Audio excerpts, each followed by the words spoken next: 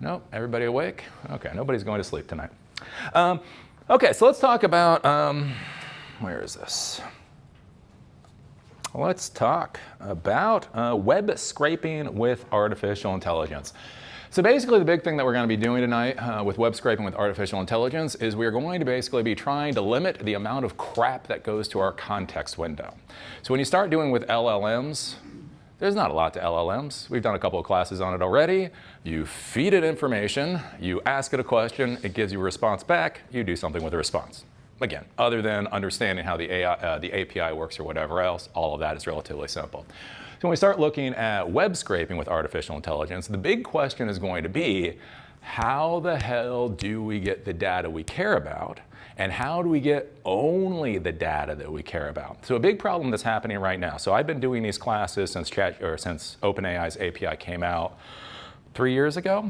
And one of the nice things, this will sound stupid for saying it's a nice thing, but one of the nice things 3 years ago is they had a relatively small context window. So the context window is the total amount of data that you can send to the LLM. So back then, way back in 3 years ago, the context window was 4,000 tokens. So 1,000 tokens is approximately 750 words. So 4,000 tokens is approximately 3,000 words. Now that might seem big or small, but the nice part about it was you couldn't do anything asininely stupid. Like, you could do something slightly stupid, but not like horrible. You could not accidentally send the damn thing an entire book. Like the worst case scenario, again, even there, it was 1/5 of a penny for every 1,000 tokens. So the worst that you would do is you would accidentally charge yourself about a penny every time you did a request. That was the worst case scenario. The thing is now, the good part, or the bad part, is you can now have a context window of 1,000,000 tokens. And again, 1,000,000 tokens comes out to somewhere like $1.50 if you're actually going to process 1,000,000 tokens. There's two issues with that. One of the things is the price for tokens has gone down astronomically in the past couple of years. Again, it's now like $1 or $1.50 for 1,000,000 tokens, so that's small. But the issue that you run into is the more information you send to the LLM, the more it's going to cost you, but it's also the more time it's going to take to process. And so that's one of the things you have to be thinking about with your systems. Not only is it how often do you have to swipe the credit card, but also what is the latency? What is the latency from when the user asks for something to when they actually get a response back? And that's one of the things, is if you send 1,000,000 tokens, you might have enough money, right? You might be the OpenAI of dog dating apps. You're fine.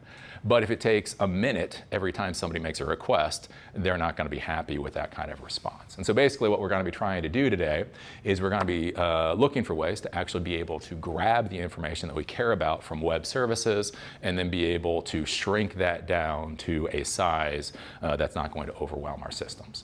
This is especially true. So if you're using OpenAI's API, again, you're going off to somebody else's servers, having that process and come back, that should be fine. If you're using Ollama, so Ollama is the LLM framework that is running on your local system. If you send 1,000,000 tokens to your local system, your local system is not going to be a happy camper, let's just say that. So that's basically what we're looking at today. Let's see here. So the setup for this class, if we go through it, again, we've done a lot of classes with a lot of these things, so I don't go into the setup a lot with this. So we're going to do the seminar, the first bit. After this is over, everybody can stay and they can play as much as they want, and it will give you as much help as I can possibly give you to work on these projects. So with these kind of things, I'll show you how to install it if you need some help. Basically, all you need is Python 3. As far as the computer is concerned, basically, it relates to where you're processing, you're doing your LLM processing. If you're doing the system locally, or the processing locally, you'll need at least 8 gigs of RAM and an adequate computer to be able to do that. If you're using OpenAI's API, so you're actually going out to their servers, you could use a potato. Basically, any computer that can give you a cursor blink will probably work for you, because it's all running on their systems, right? Everything that runs locally today is incredibly low resource intensity. So basically, you're going to be installing Python 3. That should probably be installed on most systems anyway. For the actual system itself, you can install the Ollama framework. Again, that will be the LLM framework. There's 2 models we generally use in this class. The GPT-OSS model, that is OpenAI's open source model, and I will tell you, it's actually really good. It's slow. This is a M2 like Max MacBook Pro from about a year and a half ago. Even on this thing, it's relatively slow, but the results are actually good. The other model that we use is Pi 3. It's called PHI3. It comes from Microsoft. And as I say, it works. You can run it. The reason we started using Pi 3 for the classes is I have lab computers that we used to use in Asheville. They were 2012 MacBook Pros with 4 gigs of RAM. You can run Pi 3 on one of those things. So again, it was like, again, the resource. The thing is, it gives you a response. The response might not make a damn bit of sense and might be very confusing, but it gives you a response. So that's one of the things just to keep in mind. The modules that we use today are the Olama module in Python, something called the request module. That's what actually allows you to go out to websites and pull things down. We use something called tick token. Tick token is useful because it allows you to actually count how many tokens are going to be used in something like a context window, be able to track that, see if that's what you want to use. BeautifulSoup is wonderful. BeautifulSoup basically allows you to scrape web pages. You can go to any web page, you can scrape for specific tags, just pull out that specific information. You don't pull everything else out. FeedParser allows you to scrape RSS feeds. PyDFium2, I guess that's how you pronounce it. That is actually what we're going to use to turn PDFs into images. So that's going to be one of the things to be thinking about whenever you're using these AI models. Is one of the questions is how to get the data you have into a format that the model can actually use. So it's curious with these vision models, for whatever reason, I don't know why it's not built into the system, but understanding PDFs isn't built into the system. So basically what we have to do is we have to turn the PDF into an image file and then send the image file to the LLM, and then it's able to understand what's going on. And again, that's the kind of thing where we're talking about the architecture of these AI systems. You have to think about how the full process works, and then you just kind of fill in the blanks for what you have to do to get from point A to point B. And then we use Bottle, of course. Again, Bottle is an incredibly simple web app framework that allows you to create web applications with Python. Legal questions. Yes, there are legal questions. Not really sure what I should say on this at this point in time.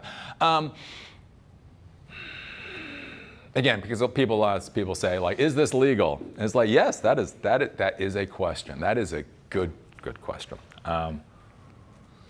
The big thing to be thinking about, what I found in the technology world over 30 years, is a lot of things depend on scale, right? So if you're doing labs, dear Ars Technica, don't sue me. Hopefully when we're doing labs and we're doing education things, it shouldn't matter. If you're doing your own personal projects, you have one computer scraping things a couple of times a day, probably shouldn't matter. The issue that you run into is if you have something, it's scraping, it's doing something, you're then publishing that to the World Wide Web. One of the big concerns with the modern world is a lot of companies are trying to set examples. So you might be sitting there and you're like, well, I only have 100 visitors coming to my little AI site per day. What does it matter? Well, Condé Nast may decide they want to make an example of people that only have 100 users coming to their site per day, and you might run into legal issues. So that just exists. What is the answer? I don't know. I am not a lawyer. One of the big things you'll notice when we're doing some of these projects, be careful about, is notice the artifacts that get replicated. This is very kind of curious, right? So we scrape all of these different data sources, and then we tell AI, create us a blog post, create something else, whatever, that we're going to publish. What is curious is how many weird artifacts from the original article get left in many times. Like you'll see things like when we scrape Gizmodo, things like reading times many times will be an artifact that gets put into the AI version. Or it'll be like some information about the journalist of TechCrunch will be in what gets scraped.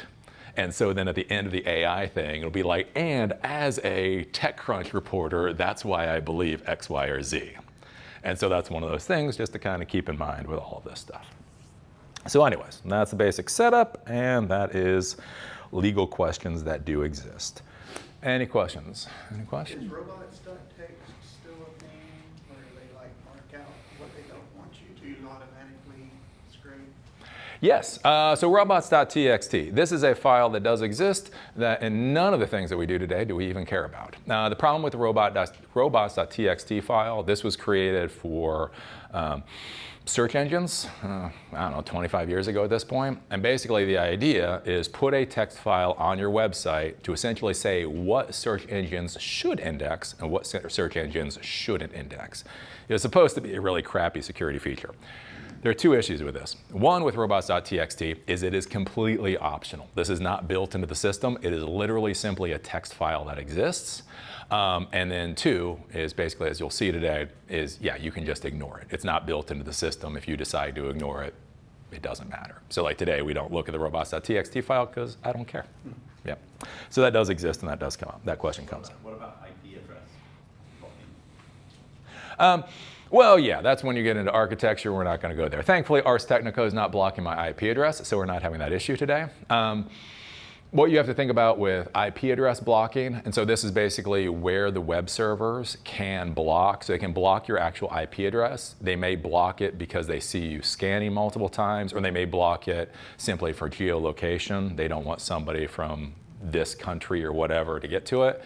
Basically, if they have IP address blocking, all you need is a VPN service, or all you need is essentially a different IP address. And then you can get to what you want to get to, but that becomes its own mess. That's where, was it Anthropic? One of these AI services was caught by one of the big web publishing companies where basically they had a bot farm on Amazon, and they had like 1,000 of these different virtual private servers running with all these different IP addresses.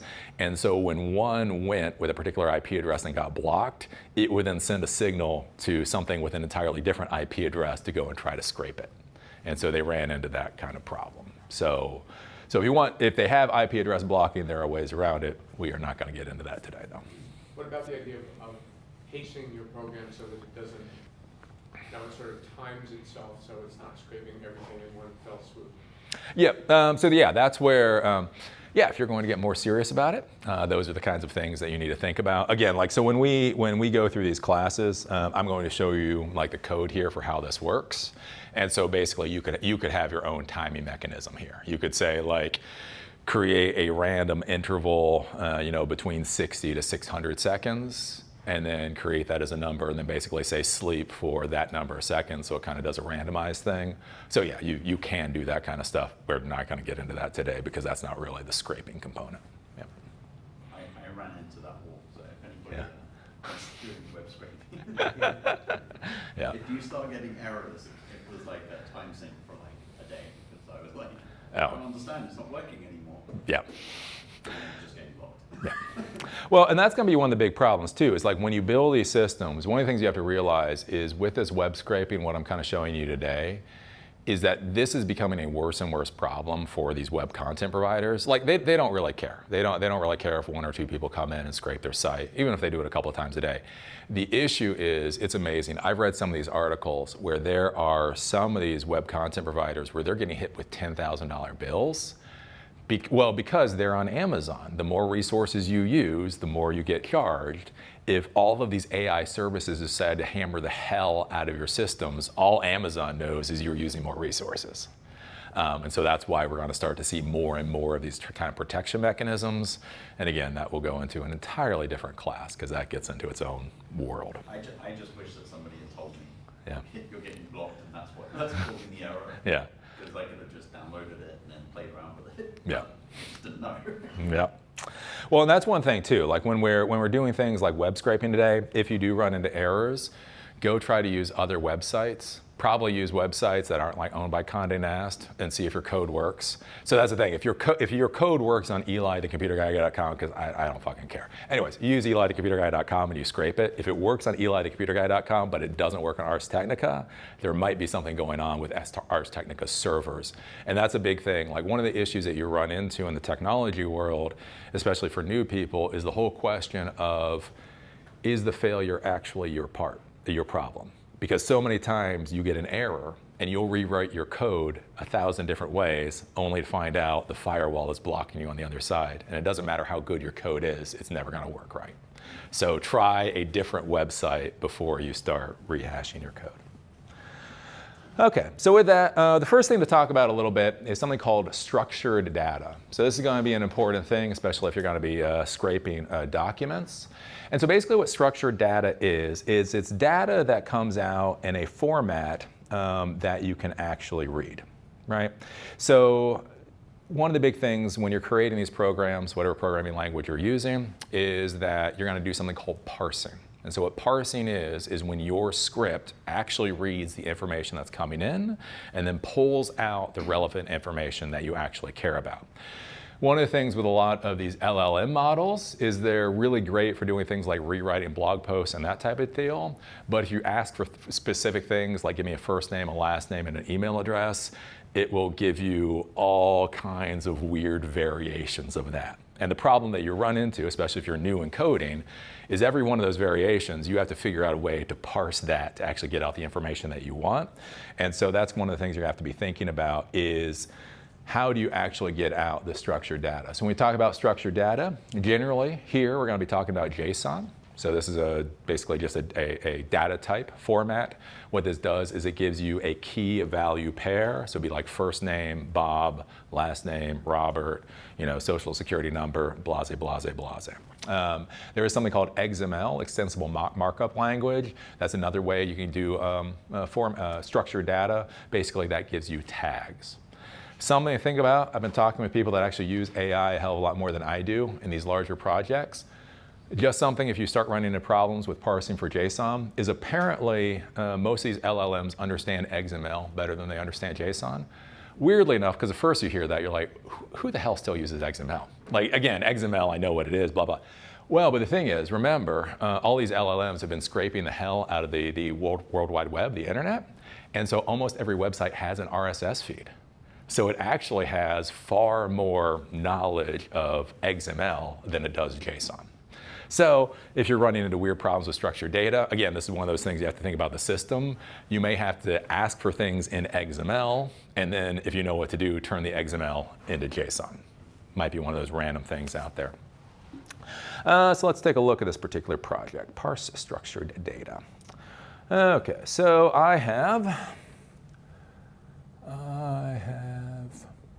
where is my text file? I have my message.txt, and I want my parse structured data. Okay, so this is a crappy example document that I had ChatGPT create. So again, ChatGPT is great for many things. Asking it to give you, things to test on is a wonderful thing. So imagine, especially imagine that I'm a marketer, right? So I'm a marketer, I have all these emails in my system, I have emails for everybody in the company in my system, and I want to be able to pull out information so I can start spamming people, right? So like with this is just a very crappy demonstration email, from these people, carbon copies, so hello team, please see below the consolidated staffing update and action items, list of people referenced in this message, and so a whole bunch of stuff. But you kind of get the point, right? We have Jane Doe, her email address is Jane Doe, she's a hiring manager, Raj Patel, recruiting, Bob Smith, all of that kind of thing. So basically the question is how can we pull this out into a format that's actually useful? So that's where we have this parse structured data script. And so again, with the paperwork, so it's easier to follow along, we are on page 3 for this. And basically what we're going to be doing here is we're going to be using the model GPT-OSS. So this is the OpenAI's open source model. If you're trying to get out structured data, one of the things you may have to do is do a little bit of research, depending on what model you're using. The GPT-OSS model is actually very good for simply being able to pull out the structured data and not needing anything else. There are some of these models where basically the model itself isn't very good, so you can add additional Python modules to your script, and it'll basically clean up the crap that the LLM gives you to turn it into the structured data that you care about. Basically, take a look at this down here. Let's see here. So what we're going to do is we're going to read. Okay, yeah. So with open, so again with Python, so with open message.txt, we're going to read it as read, as file. And then we're simply going to get the text from it with this read method right here. So basically we're going to be opening up message.txt, we're going to be pulling all the information in, we're going to be saving it to the variable.text, or the text variable. Then we're simply going to come down here, and we're going to say, give us the response. So response equals response.message.content. So what we're doing here is response, wait a minute, what am I doing here? What am I doing here? Does this work? Response equals, oh yeah, sorry. I get confused with my own code every once in a while. So anyways, this is the first part up here that we're running it all through the LLM. So this is simply the chat function. We're going to give it GPT OSS for the model. And then we're going to give it this information. And that's one of the things with these prompts is this is where this becomes more of an art than a science, is you have to figure out how to ask it the question in the specific way that'll give you the information that you care about. So we do something called an f-string. This allows us to concatenate different information in here. So we're going to be putting in the text value from the message that comes in. So we say provide all of the names and email addresses from this document in usable JSON format, like. And so it's contacts, colon, and then we'll say name is Bob, email is like bob@aol.com, name is Sue, email at sue@aol.com. So basically we are giving an example of what the hell JSON is supposed to look like. Why you see these additional squiggles here, so when you're using f-string, this allows you to concatenate variable values into text that you're creating. Since we use squiggly brackets in JSON, basically you use the additional squiggle brackets on the outside, and that cancels them out. That basically says skip this. This is not a variable value in here. That's basically what's going on. So we say give us the email addresses and the names from this text value, and we have down here format equals JSON, so the value that's going to be coming back is JSON. The next thing that we need to do, and this is kind of weird with Python, is even though we say the value coming back is JSON, it's going to come back formatted as JSON, but it's the data type. So again, especially anybody that's new to coding, welcome to the hell of data types. So a data type is basically the type of data something is supposed to be. An int is a whole number, a float is a decimal point number, a string is text, the whole 9 yards. So when this comes back, although it is formatted as JSON, it is not the data type of JSON. So that's where we have this module up here, import JSON. And so what we do down here is we do response equal JSON.loads response. And what this does is it turns this text response into actual JSON so we can get that key value pair going on. All we're going to do here is that I'm simply going to print out the entire response so you see what that looks like. And then we're going to do a for loop here. So for x in contacts, so since this is going to come back, so we're going to have this contacts and the name and email. So we're going to loop through that. Then we're going to use that f string here, x, for each value that comes in, give us the name, hyphen, hyphen, x, the email address, and you can print this out. So we did the class last week on SQL, so you could dump this into a SQL database as your record store, or do whatever the hell it is you want. So basically when I run this, again, this takes a second.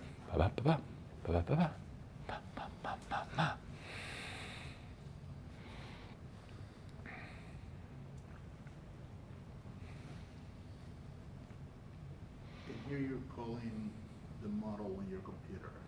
Yes, so this is, so we're using Ollama. So at the top, where you see Ollama up here, whenever you see Ollama, that is going to be pulling from the computer itself.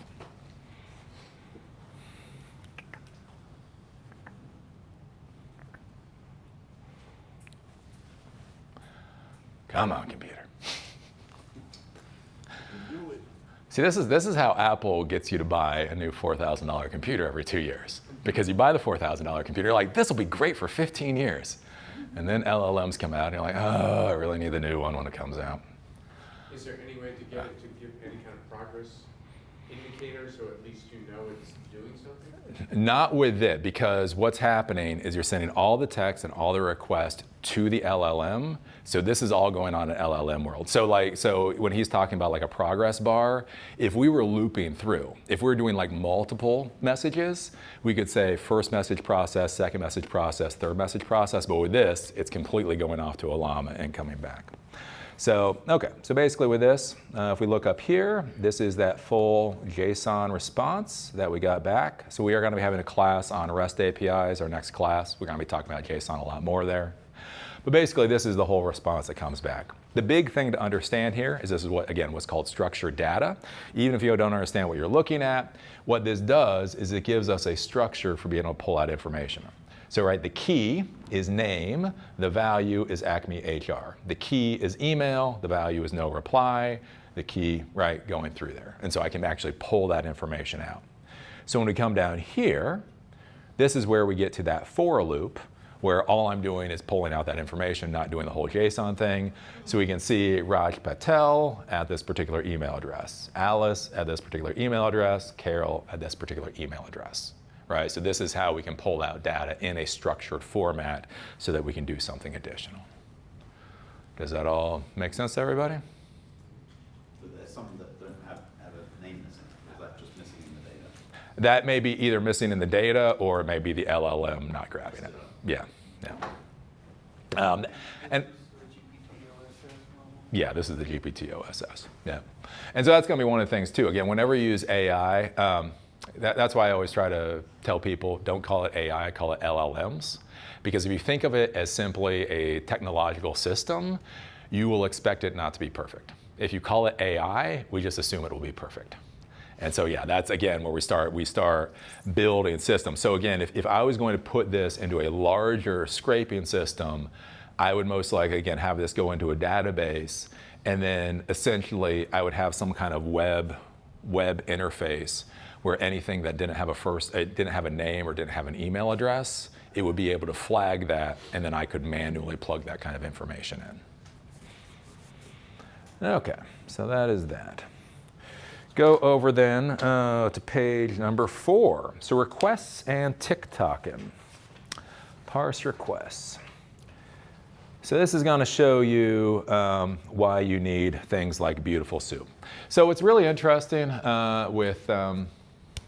with Python is you can actually go grab a web page, right? So you can actually just go grab all the information off of a web page, pull it into your Python script so that you can do whatever you want to do with it.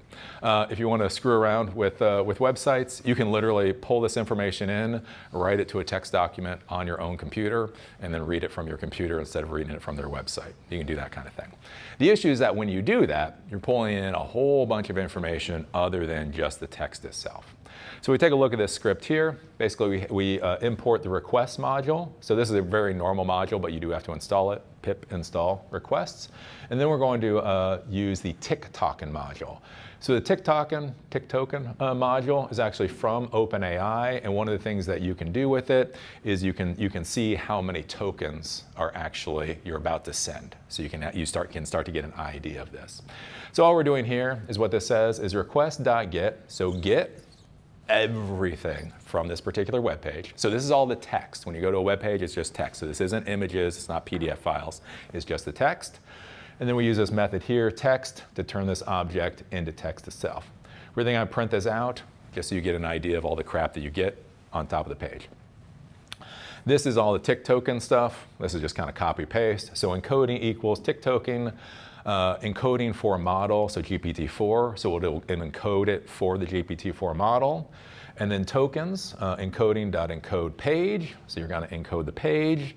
And then it's going to be down here, number of tokens. This is length of tokens, so this basically counts all the tokens that gets created. So this is going to create all of these tokens, and this is just simply going to count the number of tokens that get created.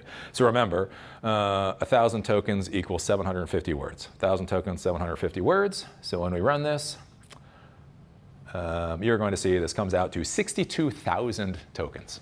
So basically, this is all the text that comes out. So if you take a look at this Ars Technica web page, right, so I go here, I do command, right, this is the web page, and you look at it, and it's a nice long web page, but it's not tens of thousands of words. But basically what's happening is when you go and you do the requests, it's getting all of this additional stuff, right? So we have some kind of, this is the end of some kind of JavaScript thing that's going on here. and you just have all kinds. It's amazing how much code is actually running on a lot of these web pages. And so this is why you don't simply want to use requests, grab a web page, and send it to OpenAI or wherever else. The thing is, as I say, 3 years ago you couldn't. 60,000 tokens was far bigger than the context window. The problem you have to run into with nowadays, especially if you have interns playing around with your LLMs, is what happens if the intern goes, "This is easy. It's not my credit card." So.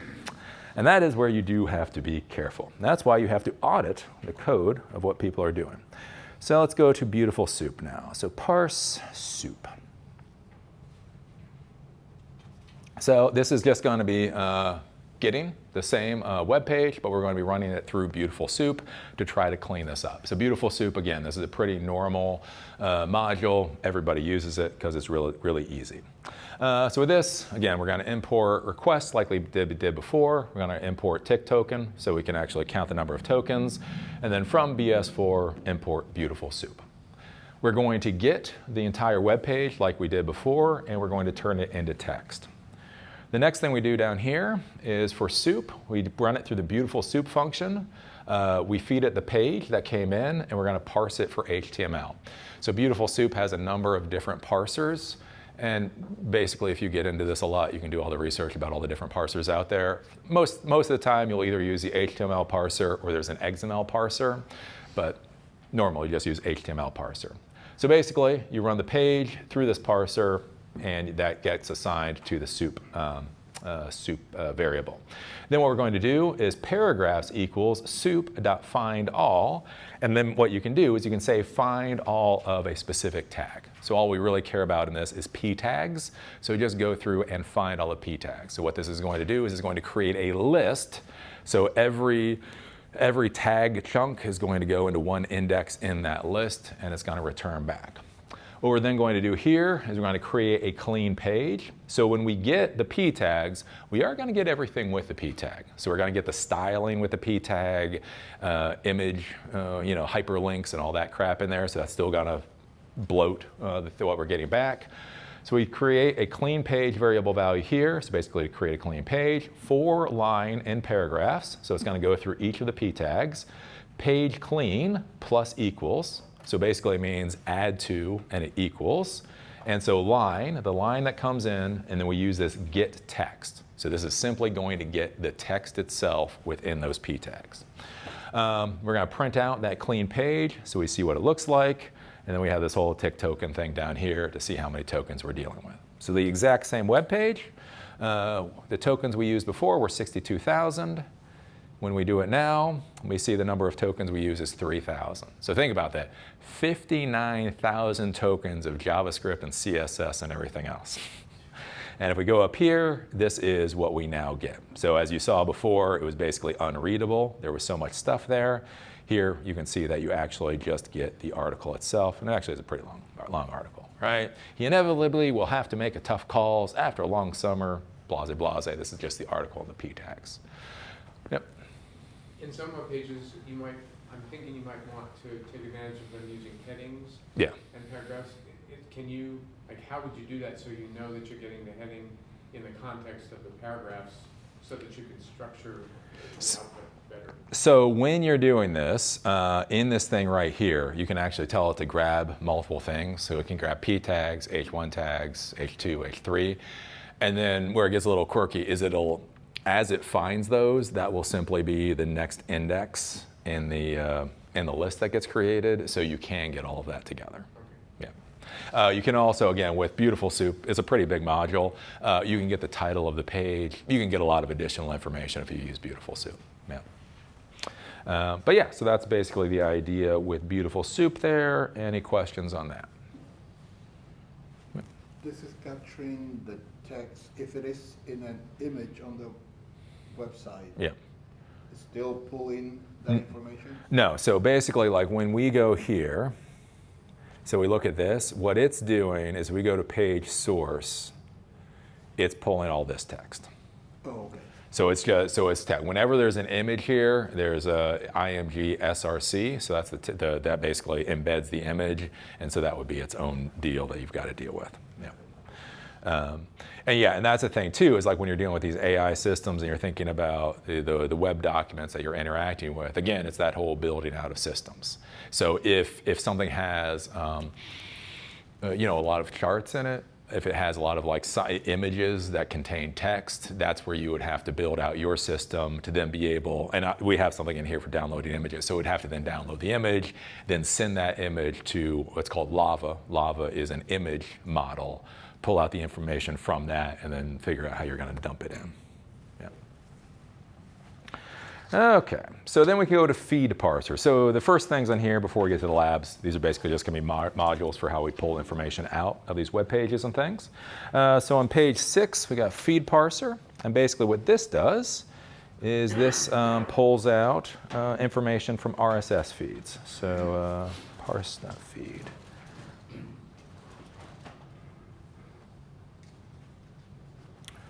Oh, I've got to get better eyesight. Parse.youtube. Where am I? Where is my feed? Oh, there we go. Yeah, it sucks. You get to the age, you're like, oh crap, I probably do need glasses, don't I? Anyways, okay, so when we talk about RSS feeds, what's kind of cool is RSS feeds still exist. RSS feeds are awesome. They were the Twitter before Twitter. So basically what this is structured documents. But what this is designed for is it's designed for computer applications to be able to read this. So basically think of it like a website that a computer is supposed to read. And that's why we have tags in here, right? So if we look at here, it tells us the channel, so the title of the entire channel, and we have a tag, we have a link, so this is arstechnica.com, description, all Ars Technica stories, that type of thing. It has an image, so again, with all of this kind of stuff, when we're parsing, like HTML or RSS documents, it's all text that then points to images, and those images then get embedded, just like something to keep in mind. And then we come down here to items, and so items basically are articles. So title, we're in an LLM bubble. Here is the link to that particular title, and here's a bunch of additional information down here. We can get like a little description. So this gives us a description. So if you dealt with RSS readers in the past, this is where it's pulling the information to give you that stuff in the RSS reader. So we go and we take a look at this. Basically, what we can do here is we can use the module, the Python module FeedParser. And what you do is this is just the copy and paste from their documentation. So D equals FeedParser.parse, and then we go to this feed. So if you're looking for these feeds, basically you can do a Google search, and you're just trying to find what these feeds are, and you just find them. So Gizmodo, Ars Technica, I don't know, CNET, whoever else, they'll have these feeds. So this is the feed.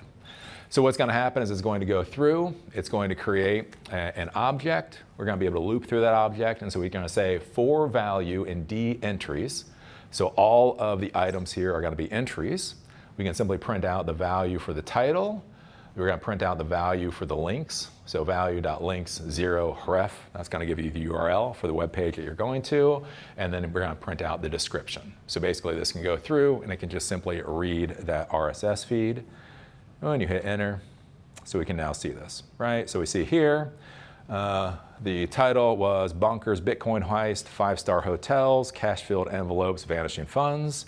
Here is the link to that particular page, and then here's a bit of the description. So you're able to pull all of this out of that particular feed. And so again, we start talking about systems that we build. And so when we start creating an auto blog system, where I'll show you in a bit, what you do is you use FeedParser to parse an XML feed to give you all of the URLs. You then feed those URLs into a list, and you have BeautifulSoup go through and grab all the text from those URLs. You then feed that through another list, and then you have AI then rewrite those blog posts. And that's how you kind of build the system. But really, that's all there is for FeedParser. Again, this is one thing for ChatGPT. If you're trying to figure out how to get things like, values here, you just copy paste this into ChatGPT and say, how do I get blah? And then it just gives you blah. Any questions about FeedParser? No? Cool, okay. Then with that, we go to YouTube transcripts, right? So whenever you're dealing with YouTube anymore, it has transcripts.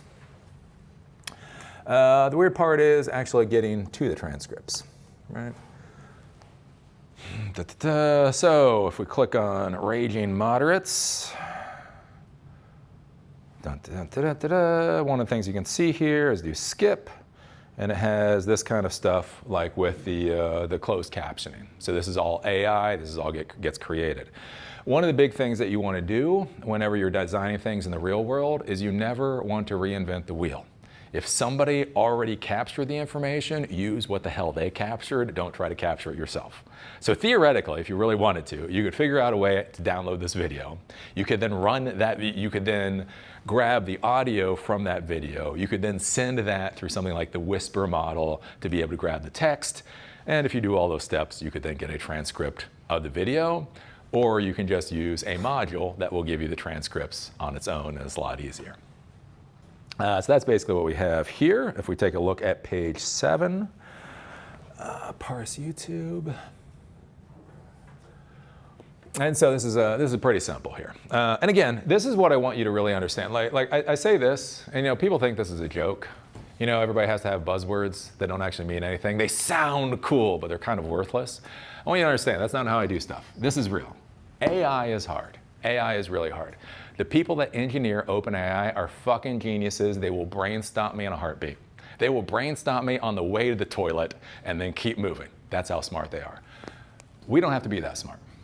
APIs. Like, look at this. This is all you need to pull all of the text information, all the transcript out of a YouTube video. Like, you may not be able to be an AI engineer. I guarantee you can write 5 lines of code. And this is the thing that I want people to understand about technology, is this is what modern technology is. This is where the value is. So anyways, basically with this, from YouTube transcripts, you install the YouTube transcript API into your Python environment. From YouTube transcript API, import this. Then you give it a video ID. This is the only quirk with this particular module, is the video ID is, if you look up here, it's not that whole thing. It is that after the equal sign. It's probably hard for you to see. But anyways, you got YouTube, watch, V equals, right? That is the video ID.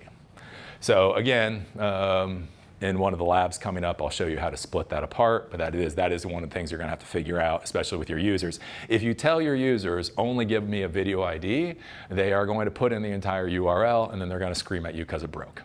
So basically, design systems so that the users can not have to worry about that kind of stuff. Anyways. Do all YouTube videos have transcript? Yep.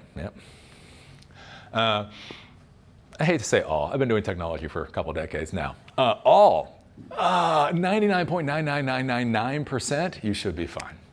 There will be some that won't. But is it true that they don't always have the transcript available when the video is first posted? Yeah, it can take a while. It might not. Yeah, that might not. So again, that's play around and figure out type of deal. But I do have to say, again, I've been doing YouTube since 2009. Their systems are pretty quick anymore. So again, what the latency, what the lag is, I don't know. But if you get at least within 24 hours, you'll be fine. Maybe if you're trying to squeeze this in before the 24-hour mark, there might be issues. So anyways, so you give it the video ID, YTT_API. So whatever you see, so you'll start to know, especially for the new people, you'll start to see like when I write code and when I copy and paste code. So when you start to see stuff like this is basically just coming from the documentation itself, just so you understand. So anyways, YTT API equals YouTube transcript API, fetch transcript equals YTT API, fetch video ID. And so what this is going to do is it's going to go out and it's going to fetch that transcript. Theoretically, there is a text file that does exist.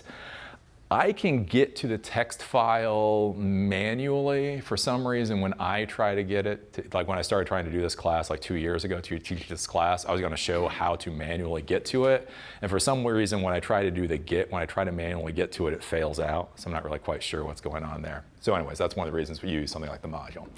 Then for here, basically this comes back. It's gonna come back as a list like it normally does. So for snippet in fetch transcript, we can print out the entire each value that comes out. The cool part here too is you're actually going to get a start time for the snippet and then the text itself. So if you want to do something like ask, when did they talk about OpenAI? When did they talk about NVIDIA? You can actually get time codes for that type of thing. We'll do that in the lab later. Yep. Do you have to have Nope. subscription? Nope, you don't have to have any subscription.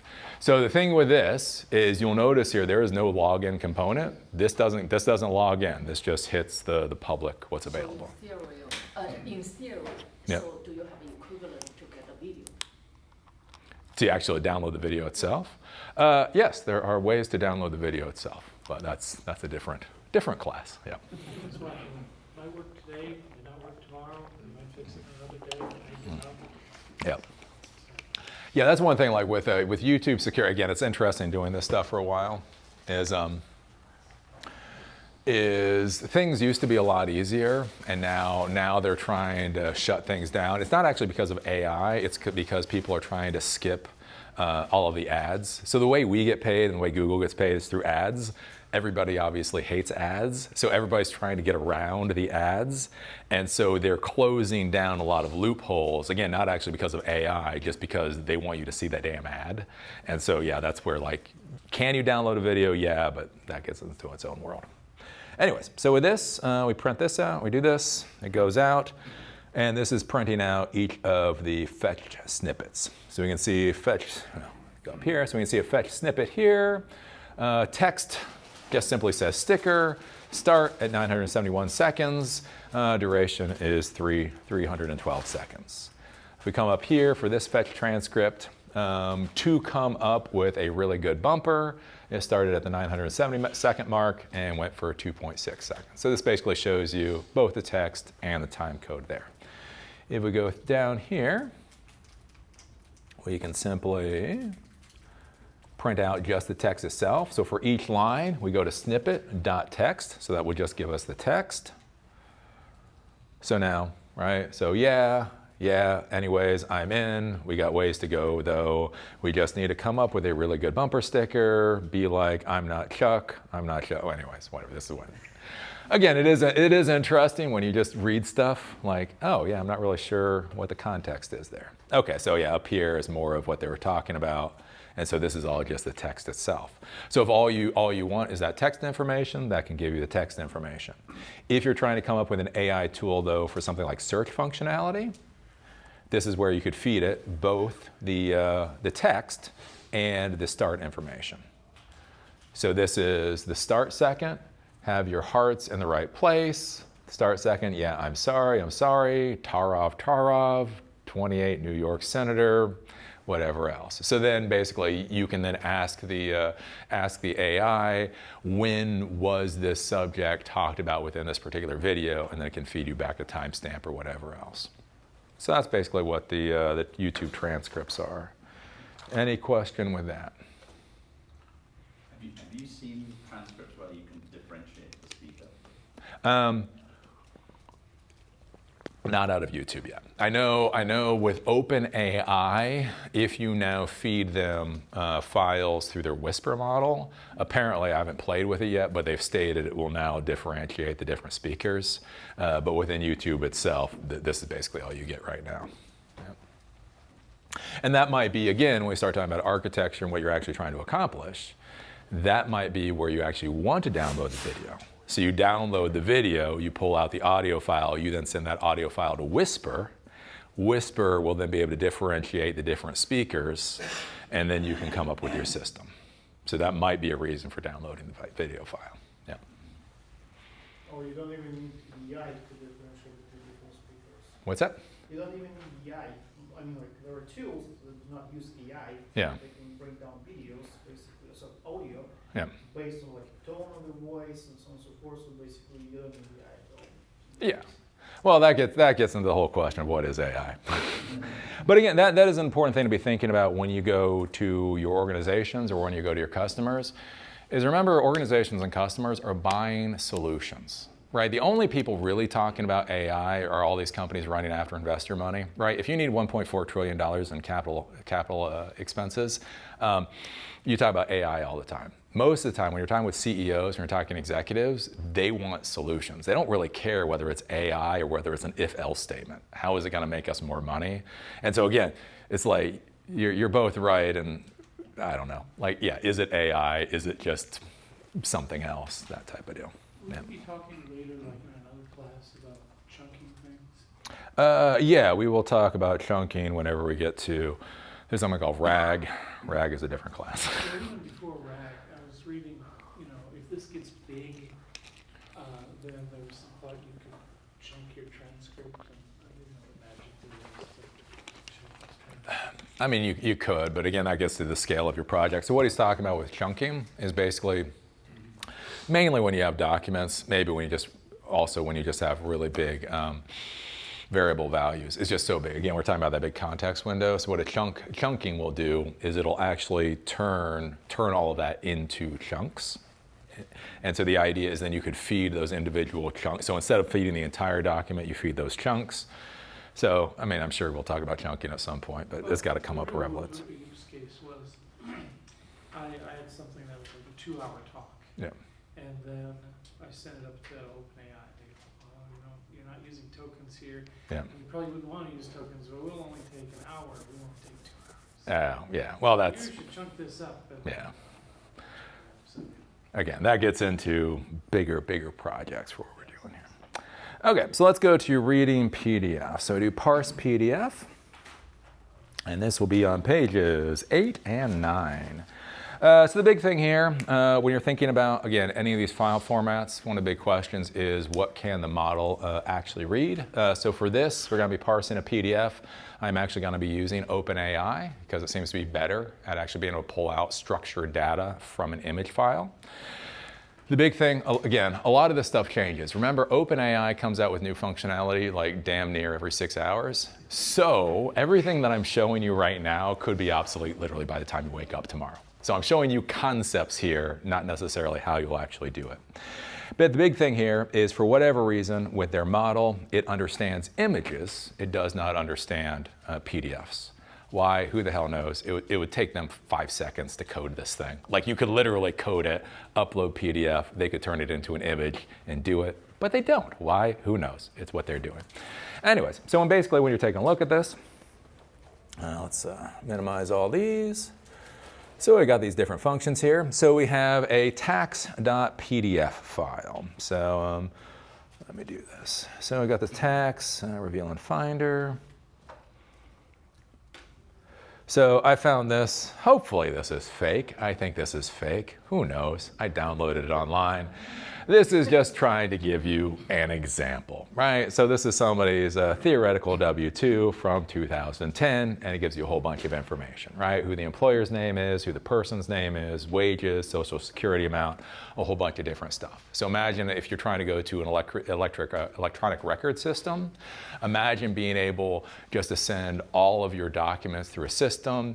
If it can read 90% of the documents, that's going to save your company a hell of a lot of money if it can simply go and process through. Or if you build a system like now, especially for people's information, where you'll see this where they'll have like their driver's license. They simply scan their driver's license. It takes an image of that, pulls out all the information, dumps it into their database so that you're not sitting there writing down the exact same information 50 different times, right? You can just scan. So anyways, this is the kind of document that we're looking at. So what we do is document equals tax.pdf. So again, for any new coders here, you'll notice here, this is something called my working folder, my working directory. So whenever you're dealing with files in Python, it will automatically grab this from whatever your working directory is. If you don't open up a working directory, this will be your root directory. So it would be in like the Eli folder or the user folder. So whenever you're writing a file, it'll get dumped to your current working directory, and whatever you read from a file, it has to be in your current working directory, or you have to give it the obnoxious file path to get there. So just one of those things for new coders out there. So tax.pdf is in this folder, so I don't have to do anything special there. So basically what we're doing here is doc image. What we're going to do is we're going to send this, the PDF document, through the image function. So we go up here to the image function. Oops, can you hit that? Be honest with you, there's a lot of copy-paste code right here. It's like, what does that mean? It means it turns it into a JPEG. That's what it means. Anyways, so basically with this PDF, the PDF that comes in, PyDFM2 PDF document, the document, And then what it does is it goes through each individual page. So even though there's only one page here, it goes through each page. So for I page in enumerate the PDF, start with number 1. Basically it goes through, it renders the image, and then what we're going to be doing is we're going to save each page to page, whatever number the page is, .jpg. And we're going to do image.save, JPEG path, JPEG, and then we're going to return the path that comes out. So basically what this is doing is it's reading the PDF file. For every page in the PDF, it's going to create a JPEG image. That image name is going to be page, whatever the number is, and that's going to get saved, right? So it's not extracting the images in the PDF file, it's converting. It's converting, yep. Converting the PDF into an image file. Yep. So it converts that. And this is something to be thinking about too, again, when you start building bigger systems. If you have multiple PDFs all being run at the exact same time, you have to come up with a naming convention so you don't overwrite other images that you've already created. Anyways, so it returns that path there, and so that's the doc image. Then we simply say response equals, so the AI function and the doc image. So now that it's a JPEG, we're going to send that to AI. So we come here, we're using OpenAI. This is the API key. So again, as I've said before in the OpenAI class, this is not how you do it. This should be an environment variable. This is bad, but it's easy to teach you this way. So remember, I'm trying to teach you, I'm not showing you production. So anyways, don't normally do this, but I'm doing this so you see what's going on. So here's my key for OpenAI. Here's the client. And then what we're going to do here is we actually have to encode the image so that we can send it to OpenAI. So the two ways that the image can get to OpenAI is you can feed it a URL. So a publicly available URL, you feed it the URL, it just reads it, it does the deal, and gives you a response. Do remember though, this is going to be publicly available. So if you have a whole bunch of PDFs of tax information and you have them publicly available URLs, anybody that knows or thinks that might exist might go and try to download all of this tax information. So that's why we're uploading. And again, that's the thing we have to think about with architecture, where stuff resides. So we simply have this encode image function here, and all this encode image function does is, again, this is just stock standard copy paste. This is how you turn that image into the binary. So when you see RB, this is for binary. So it's going to be doing binary to actually turn that into a binary so that we can send that up. We're going to use GPT-5. So we're using OpenAI. OpenAI now has like 20 models that are available. Pick the one that works for you. I'm using GPT-5 because I'm using this 3 times. It's not going to cost me very much money. But again, at scale, right, a nano model is going to be a lot cheaper than the full model. Got to figure that out. So basically here, this is a W-2. Provide the name, EIN, and salary of this employee in a JSON format. And then again, you have to get kind of creative here. It likes to give you a bunch of different information. So again, all I want is JSON. But fuck me. It will give you the JSON, but it will also give you a whole bunch of other crap that will break the actual JSON. So it's like, here's the JSON format and a whole bunch of extra stuff. And you're like, no, don't give me that extra stuff. So anyways, that's where return only valid JSON with no backticks, no markdown, and no explanation. So again, this is where you get into the science and just give me what the hell I'm looking for. Anyways, here's where you feed that binary image that goes up to it. And then we come back down here. So we're going to print out the whole response. Again, it should come out as, that JSON value. And then we can come here and we can say print response name, print response EIN, and print response salary. So again, that could be going into a database or some other kind of record store. So we run this. This takes a surprising amount of time too. I do have to say OpenAI API used to be really quick. It is slowed down. I don't know if that's because my account is a low-level account, but anyways, okay. Is it basically doing OCR? And Yep. so it's really only getting text, it's not distinguishing fonts or any kind of formatting, right? It's just pure text? Well, no, because OCR is old school. So OCR is called optical character recognition. It has been around for, God knows, 20 plus years at this point in time. So I don't know. Having students, that is an interesting question to play with. I'm not sure how much additional information. You might be able to ask it what font it is, because this isn't old school OCR. This is the vision language model. Yeah, I think it just presents the pixels to the model and it's been trained to. Yeah. So again, play with. So it's not as low-tech as an OCR where it's just looking for letters. Yeah. So again, yeah. So we get this response out. So yeah, okay, so here I printed the response that comes back, and you'll notice initially this has double quotation marks. So this is actually a string. Again, so although this comes back and looks like JSON, the data type is string. We use JSON loads here to then turn this into an actual JSON data type. Once it's a JSON data type, that is when then we can pull out the structured data to get only the information that we care about. Does that make sense for PDF files? In this case, you're translating the PDF to an image file, and it probably was an image file to start off with. But what you're parsing could be incorrect, right? It could have misread it or could have guessed it. If you wanted to higher accuracy, you'd want to check, right?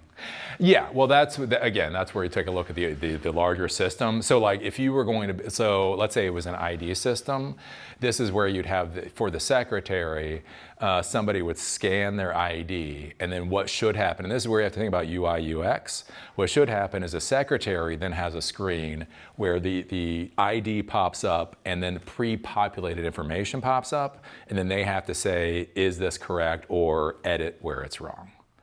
So again, that's where you have to think about the overall workflow, the overall system. Yep. Yeah. Yeah. It's not AI. As I will keep saying, it's not AI. It's VLMs or LLMs or whatever else. Yep. Okay, so there we go. So now we get. Wait, what, Bubba? What's that? Could you show the raw W2 form one more time? Oh, raw W2, that one. Yep. So you only have one image in the PDF, right? What's that? You only have one image in the PDF. Mm-hmm. Or per page, What's that? per page. There's only one image. Well, yeah, but there's only one page here, so that's where In theory, you could. when we feed it, yeah. So return, so JPEG path equals page I JPEG. So yeah, so this only runs once because there is only one page. Therefore, the path that comes back is that one singular page. Again, if you're going to have multiple pages, then you create the system to figure out how you're going to deal with that. Yeah. Can you tick token that? Can I? Is that even worth doing? I don't know. It's all worth doing. Where was the parse feed? No, not that. Where was my tick token? Newsfeed tick token. But that's how you would be charged, right? Per token. Not exactly. Oh yeah, so that's sending that up. Yeah, no, because it's not tokenizing it. I don't. Well, it might be. I asked I asked about this problem. So you could charge the image you send up, you could charge a certain rate for the tokens you send up, you could charge a certain rate for the tokens that come down. So is sending images expensive or not? I don't know. OpenAI API image model price. Not interested. Image generation, image analytics, input. Yeah, image analysis. Expensive. That might be 4 cents. 20 cents? That's no, that can't be right. That can't be right. Oh no, per million tokens. Yeah, again, that's where you get into. It gets more complicated in this particular class. Yeah, you gotta again do some experimentation to figure out how that works. Yep. For what it's worth, I wanted to parse a structured course catalog, Oh yeah. and I used Claude, Mhm. and it turned out that it generated a Python program to parse it. And it actually said that it's much better at taking a document that was created in Word or Yeah. equivalent word processor, because it can understand the headings and the different styles that are used, Yeah. as opposed to the PDF. So if you knew that your document was created from a word processor, Yeah. it might actually be easier to either edit the PDF and save it as a Word document. Okay. And try Yeah. parsing that. Yeah. Again, that's all the kind of stuff that you've got to play with. Again, that's the whole thing. We talk about like at scale and how much. So, when you looked up ChatGPT, they're saying you get charged for how big the image is, so, I mean, lots of big images. Yeah, again, that's where we're getting into pricing. Again, just trying to show you guys the basics here and that kind of thing you gotta figure out. Okay, so let's do the lab. I'm gonna take a look at the auto blog on page 11. And parse lab auto blog.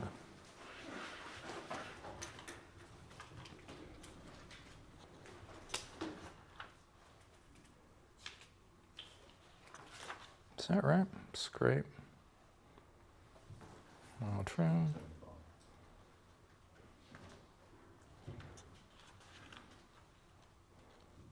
Yeah, okay, that just seems small.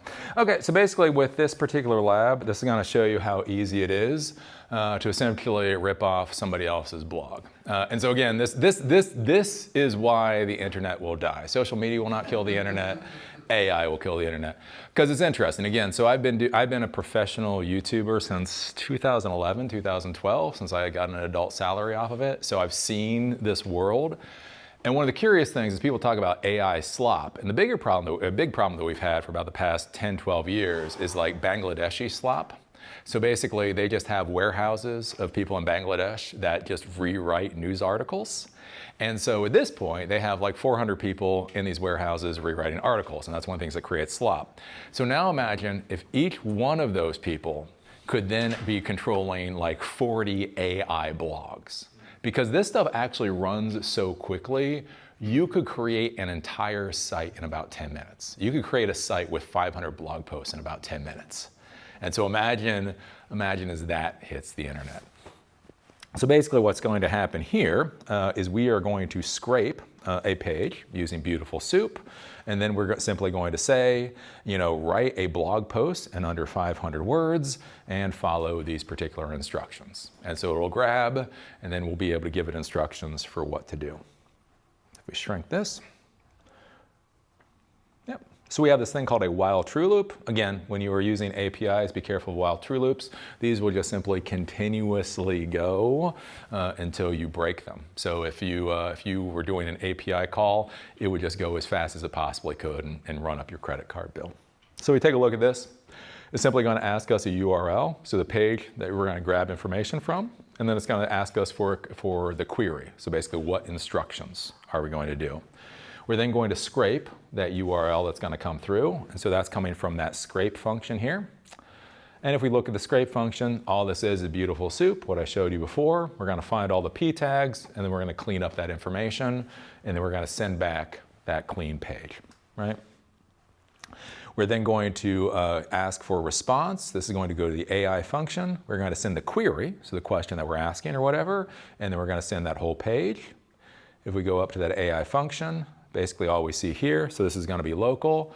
We're going to go GPT OSS. We're going to say, write a blog post in under 500 words, follow these instructions, whatever my instructions are, use this information to create the post. So basically we send the other person's blog post to this, and we rewrite it with the instructions. This is where we send back, so there's an object. So if you weren't in these classes, the response that we get back is an object. So in order to get just the text that we care about, we say response.message.content. This will send us just back the text, and we return that. So then we come down here, and we have the response. And then simply we're going to print the response out on the screen, and this is going to be text. But one of the big things to be thinking about, right, in the technology world is think about the interface that people are going to be using to interface with what's coming back. So what's going to be coming back here is ASCII, or what's called UTF-8 text encoding. So basically next lines and very, very, very basic text formatting. The thing is, we are going to be looking at this on a web browser. And so web browsers don't give a damn about ASCII formatting or UTF-8 formatting. They only care about HTML formatting. So what we have to do here is we're going to go through, and that response that comes back, we are going to split that response into a list basically wherever there is a next line. So the next line, that's that ASCII UTF-8 formatting. So we just want to break that. And then what we're doing down here is for line in response, we're going to write to the file, open a p tag line, close a p tag. So that is now putting that HTML formatting in there. And this is the kind of thing, again, you've got to think about. The other thing up here is, wow, this took me a couple of minutes to figure out. So normally, whenever I'm doing web pages or whatever, I'm putting these into Apache Web Service, Nginx Web Service bottle. And apparently, it does the encoding properly. What's weird is when GPT-OSS gives you the text response back, it's not actually plain text. It gives you this crap called MOBA links. I've never dealt with MOBA links before. Anyways, what happens is if you don't encode the text properly, you get all these weird squiggles on your web page. And so by putting this file right meta character set UTF-8 here, that basically gets rid of those squiggles. So, and this is one of those reasons why you have to play with this stuff. Again, I tell all the new students, you do not learn technology by osmosis. You learn technology by going, what the fuck is going on? So anyways, with this, I can run this script, right? And so it asks me for a URL. So let me go to Ars Technica. Please do not sue me, Condé Nast. I do copy, so I'm just gonna copy this URL, and I'm gonna paste, right? Instructions, be excited, say dude a lot, right? Again, this is just to show you what's going on. And then I hit enter. So it's pulling down the information. This is where you could put in a progress bar. You could say when it pulled down the information, when it goes to the LLM. But it's doing this.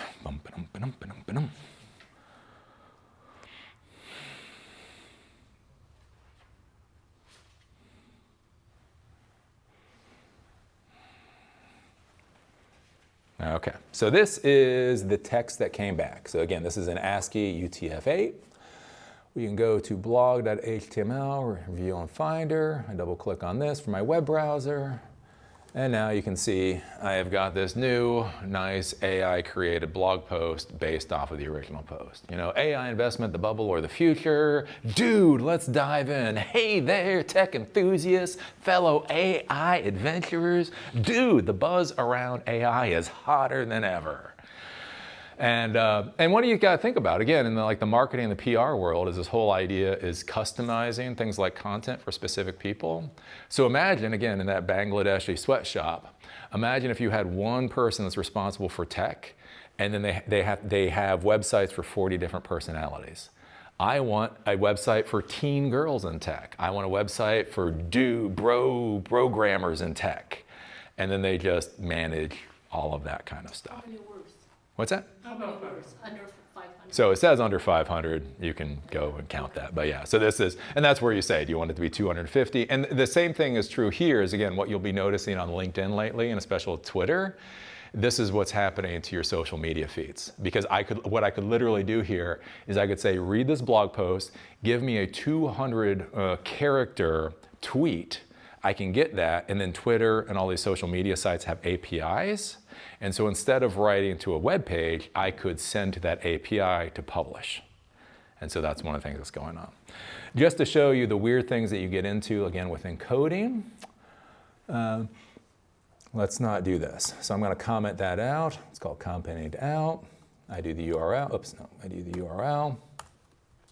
Be excited, say dude a lot.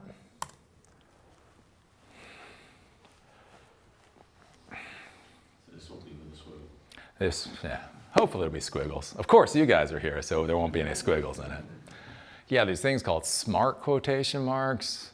Like, I had to learn a lot of crap I really didn't want to learn that day. Okay, so this came out. So we do this now. And yeah, so that is where, see where we get all these squiggles and things? That's because the encoding isn't correct.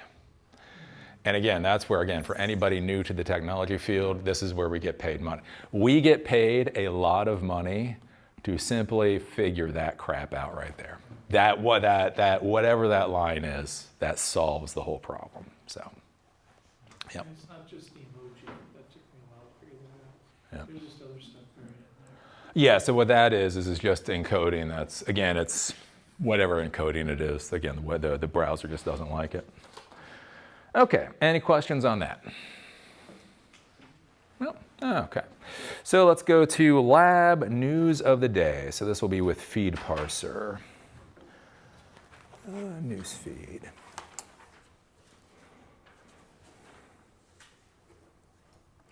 Okay, so what we're going to be doing here is we've got a number of different RSS feeds. So basically the idea here is we can ask questions of the AI about like what's going on in the news, that type of deal.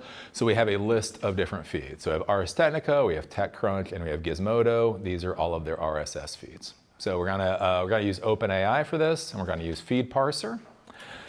Basically here, what we're going to do is we're going to say for site in feeds. So for each one of these sites, we are going to process. We're going to use this process function, and we're going to are going to send the site and the posts. Wait a minute, site and post, process. Oh, anyways.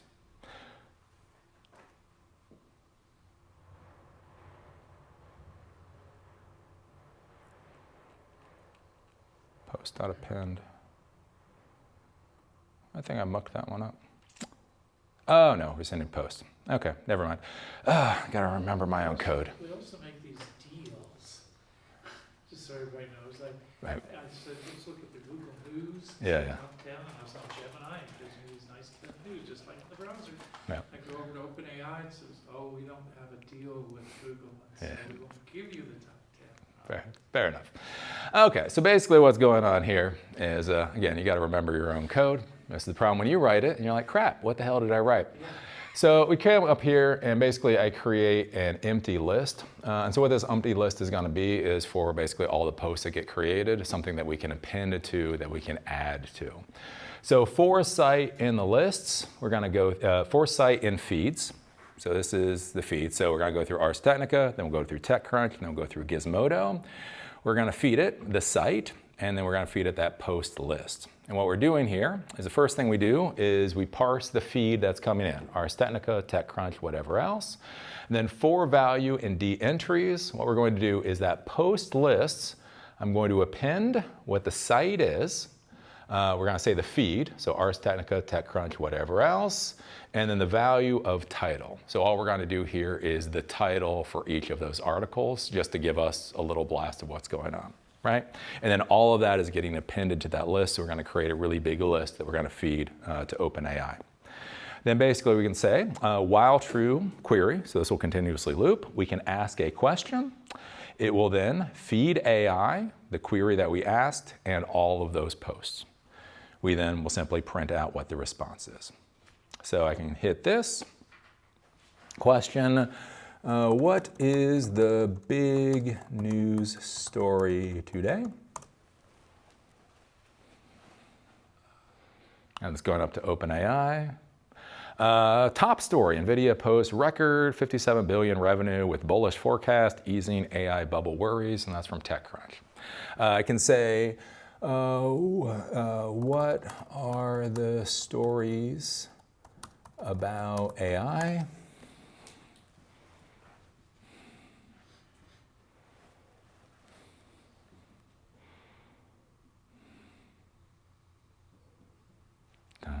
Down. And so, what are stories about AI? So it says here, AI-related LLM bubble debate, Anthropic mega investments, Microsoft AI security agents, so on and so forth.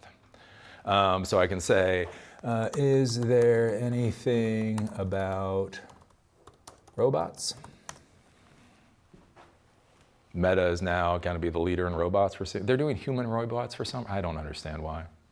So yeah, no, the feed covers AI, data centers, space. I could say, what do they say about space?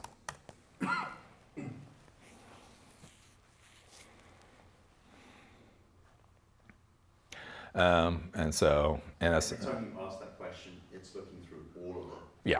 And then answering the question. Yeah. So it's doing a pull every time. Yeah. So that's where I did this one with tokenizer. And again, that's where you can start trying to see how much this stuff is going to cost you. So here, basically, I have tick-tocking and number of tokens. So this will print out the number of tokens for all of those posts. And so we click on this. And so it's not too bad though. So every time I'm throwing this up there, it'll read through, it'll be 2,000 tokens plus my query.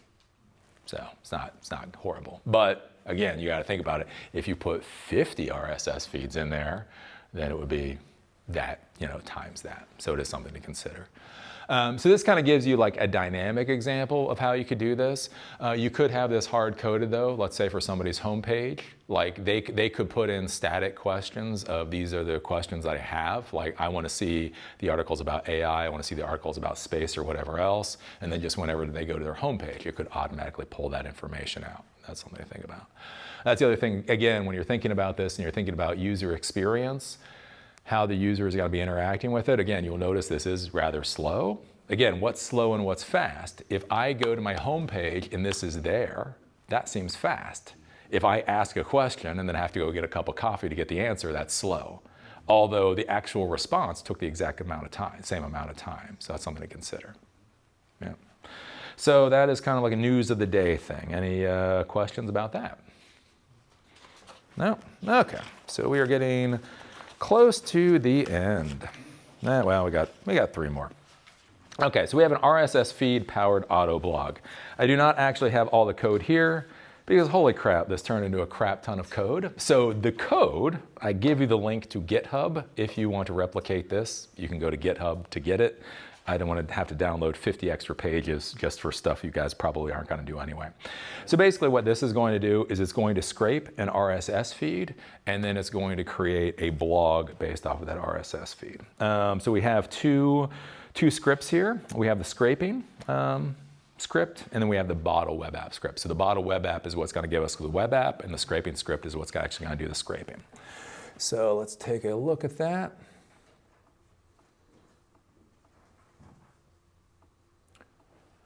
So parse lab autoblog feed. Okay, so yeah, as we get into this, this is where, this is about 49 lines of code. And that's where I want you to understand, again, for all the new people here, notice how all these blocks are relatively simple. You just keep adding more and more blocks together and you wind up with 20,000 lines of code, right? So anyways, let me shrink all this stuff down so we can take a look at it. Okay, so yeah, we have SQLite. Ooh. So yeah, we got a number of functions there and we have a class. So what we're going to be doing with here, we had a class last week on this with SQLite. So SQLite is a record store. So this is a relational database.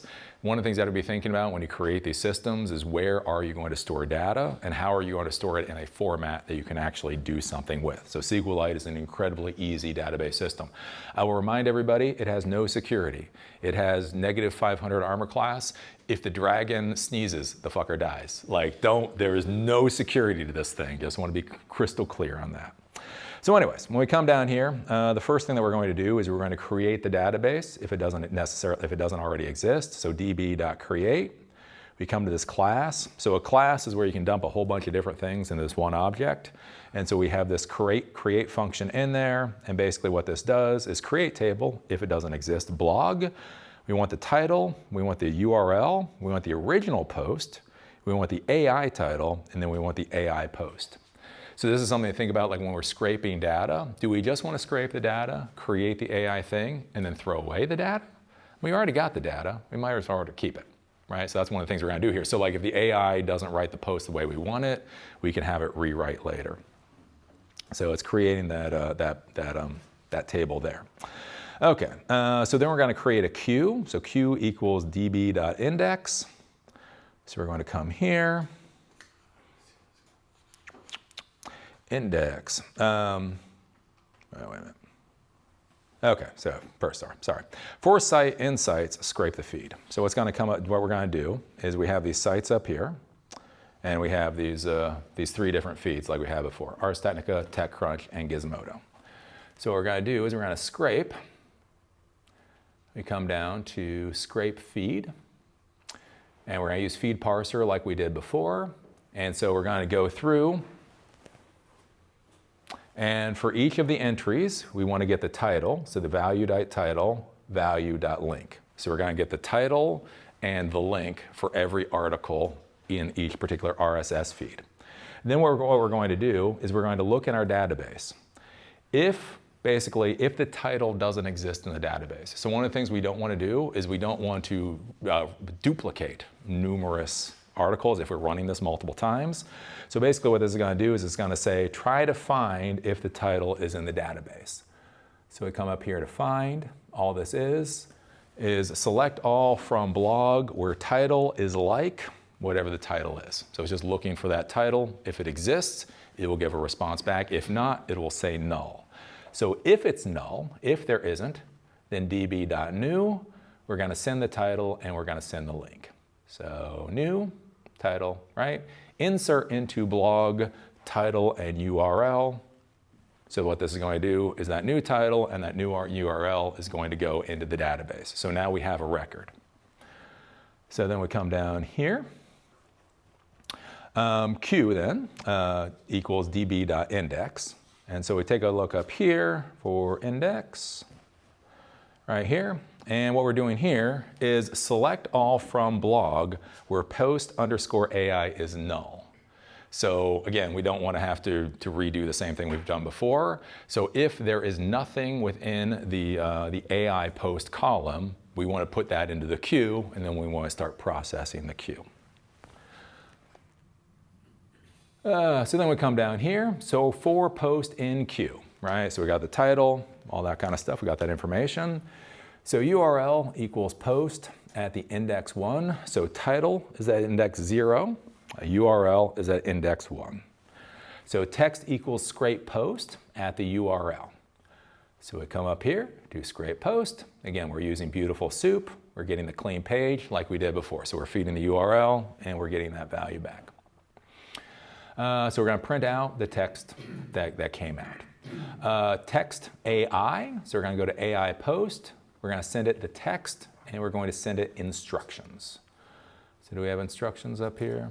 Where is instructions? So we have instructions up here. Write a 500-word blog post. Always be excited and upbeat. Say dude in post. Again, right? So we're going to do AI post, page instructions. We're using GPT OSS like we did before. Follow these instructions. So what those instructions are, use this information to create the post, and we're going to feed it in that clean text. We're then going to send back the AI response. We're just going to print that out on the screen so when we see when that happens. This is kind of giving you that whole process bar like he was talking about before. Then we want the title. So again, one of the things we have to be thinking about is artifacts. We don't get sued for copyright infringement. Look, if we're going to break the law, we don't get caught for it. Right? So we need a title, but how are we going to get an original title? So what we're actually going to do is we're going to feed all of that AI text back to the AI and say, give us a title. Right? So pretty simple up here.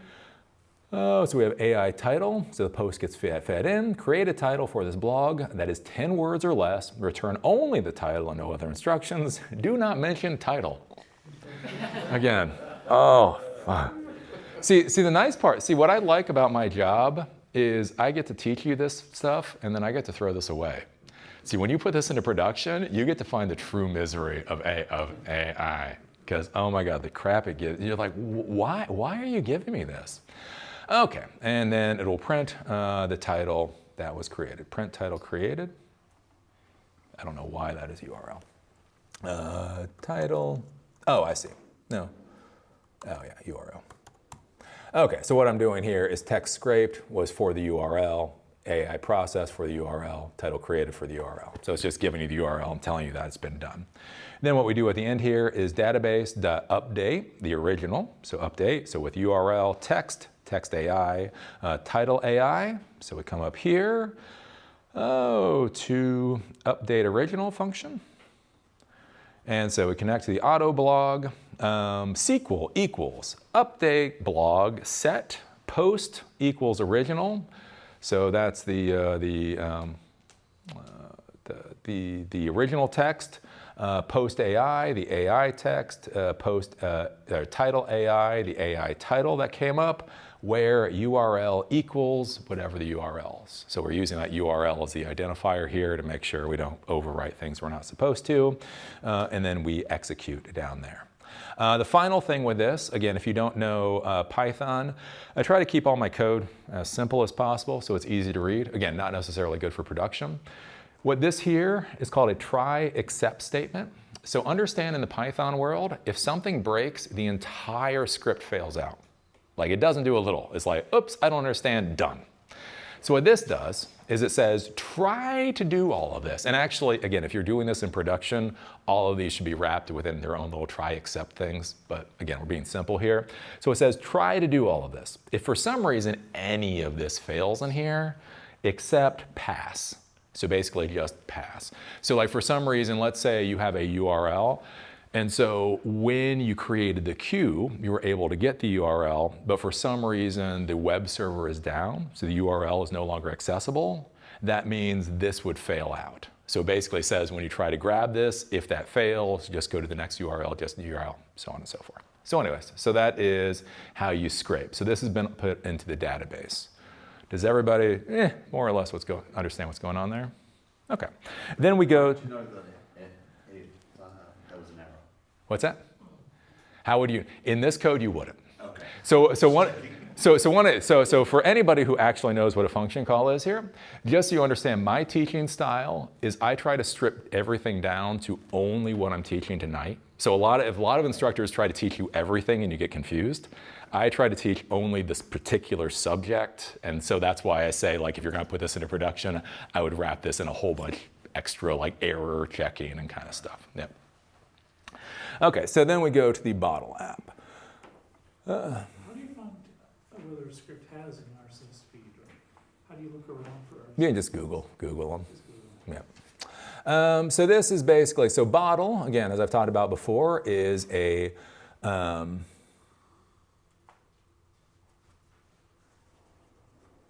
pick. Why is that there? I don't think I need static file. That should not be there. Anyways, so we'll ignore that. It doesn't break anything. Anyways, so this is the Bottle web app. So what the Bottle web app framework does is allows us with Python to create a web application. So basically when I run this, just so you see what's going on, I can hit this, and this is everything that's been collected up until this point in time. So I had this running previously, as we can see, AI, Google's AI shopping, one-click voice and virtual, Google's AI shopping overhaul, the future is here, and it's totally awesome, dude.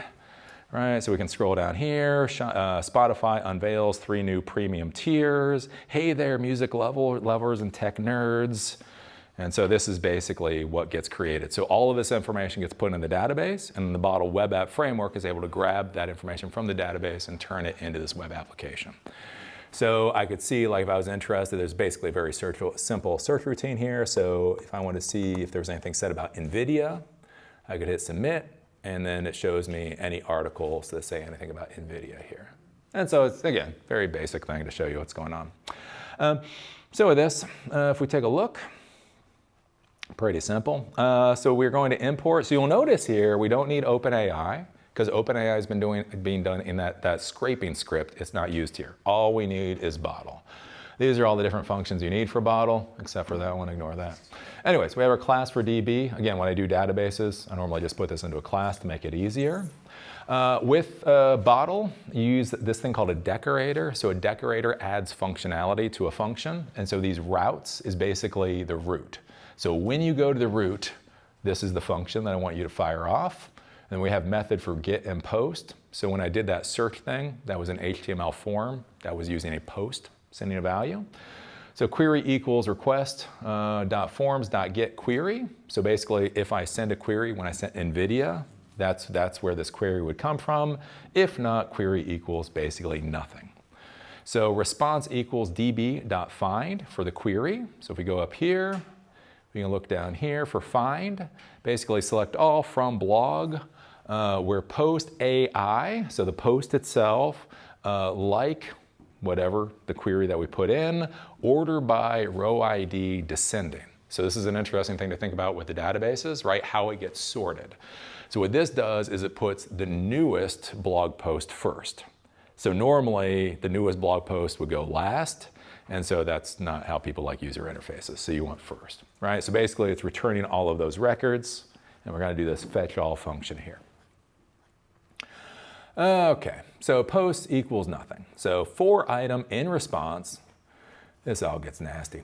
So lines equals, so item 4 dot split in. So item 4 that comes back. So item is going to be each record that comes back. So item 4 is going to be the AI blog post. So that AI blog post is going to be formatted in just text. We have to format that thing in HTML, right? So we're going to split it wherever the next line is. So for line in lines, we're going to wrap each line within p tags, right? Post plus equal item index 3 is going to be AI title. So that's the AI title with all of that text that got created, and that's going to give us that one little blog post. And so we're doing this plus equal thing here to add all of those blog posts together. So the first one, the second one, the third one, the fourth one, so on and so forth. Then we come down here for page. So this is an HTML form. So that's just that search form that we have. Then here, we're just simply saying what our query was if we made a query. And then here, we add all of those posts, and then we return the page itself. And that is what gets us this thing, right? We are going to have a class on Bottle. We have a self-study course on Bottle. Again, just kind of giving you an idea of how this works. Does this more or less make sense to everybody? No? How do you post like a YouTube video or whatever you try to post? Can you use something like this and post it? Or do you have to log in? For YouTube video? Yeah. Yeah, so we're actually gonna have another lab. I think we have a YouTube lab. Yeah, our final lab is actually a YouTube lab where you get to ask questions of YouTube. Okay, so this is this. So everybody more or less understands what's going on here? Okay. Then we're going to do scrape images. Do be very careful with this particular lab because this probably violates some laws. Maybe not laws, copyright laws. So basically, with this lab, we're going to scrape a web page for images. We check to see if the image name is already in the database. If not, it then downloads the image into the pics folder. From there, we use a Lava, a vision model, to get 10 tags about an image, to return them in CSV format. And finally, we insert the original image, the new image name, and the tags into our database. So basically, this is going to create a web app where we can basically create a gallery of images. Let me pull this up. So parse image bottle, just to kind of give you an idea here. Parse image bottle. So this is going to be the bottle web app. So we're going to do this. We're going to do this. Okay, so this is interesting, right? So basically what we do is we can give it a web page. It will go to that web page and it will grab all of the images from that web page, right? And then basically what we're going to do here is showing us where the image originally came from. And then what this is doing is it's giving us like 10 tags for the images. So if you're doing this legally, you would go to your organization's webpage. Imagine if your organization already has a massive gallery, you could create a routine to literally scrape your own image gallery and try to turn it into something useful.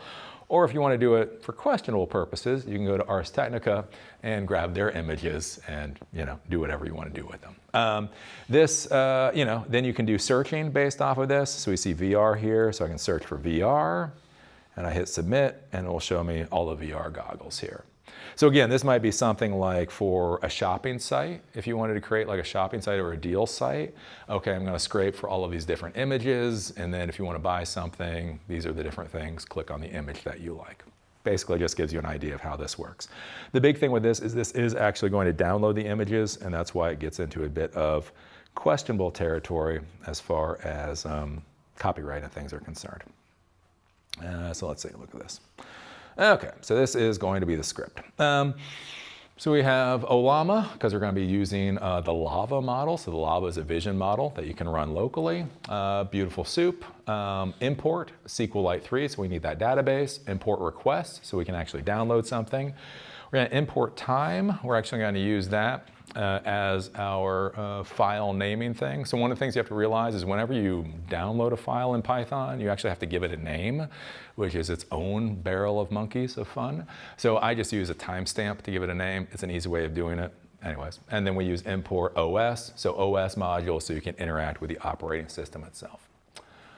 Okay, so we take a look at this.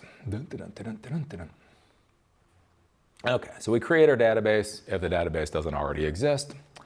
Okay, so while true, try. So URL, input the URL. Then pix, scrape the URL. So we're going to come up here to scrape the URL. So we're going to create an image list, page equals request.get, url.text, BeautifulSoup. We do the HTML parser. And now this time what we're going to do is we're going to be looking for IMG links instead of the P tags, or IMG tags instead of the P tags. So pic equals image.get and then src. So the src is the actual link to the image itself. And then we're going to create an image list, append, whatever that picture name is. So that's going to be the Ars Technica / blah blah / blah blah picture name.jpg. We're going to get that. That's going to append to this image list. And we are going to return that here. So it's pics. So for pic in pics, we're going to print out the picture name. If not, in the database. So we're going to look in the database. We're going to see if the image is already in the database. If it's not in the database, we're going to say file name equals download the picture. So now we're going to have to download the picture. So we come here, we feed it the URL. This is where you use the OS module here because we have to get the extension. So this is how we get the extension. Basically, this splits the name into the name on the front half and then the extension on the back. So one of the problems you run into is Lava can deal with JPEGs, it can deal with PNGs, it can deal with multiple image types. But when you're going to a web page, you don't necessarily know what image type you're downloading. So if you force a JPEG extension onto a PNG file, everything fails. So this is how you grab that final extension. So the file name that I'm going to create is time.time. So this is going to give me a Unix timestamp with whatever extension it is, PNG, JPEG, whatever else. Response equals get the URL, the content. So before we were doing text, so you can do JSON or text. Now we're getting content. So it's actually getting the binary file coming down. And then so with open into the pix file, we're going to save the file name, write for binary as file, and we're going to write what the response is. So we grab the binary content and then we save it into the pix folder under the file name. Does that make sense? And then we're simply going to return the file name so we know what the hell we're dealing with. So we return the file name. So for here, print pic, if not, file name equals download. We're going to print the new file name. Description equals AI, pix file name. So we're going to go to AI. And basically what we have here was we use a Lava model, provide 10 tags for this image. These tags will be used for search on a web app, return in CSV format.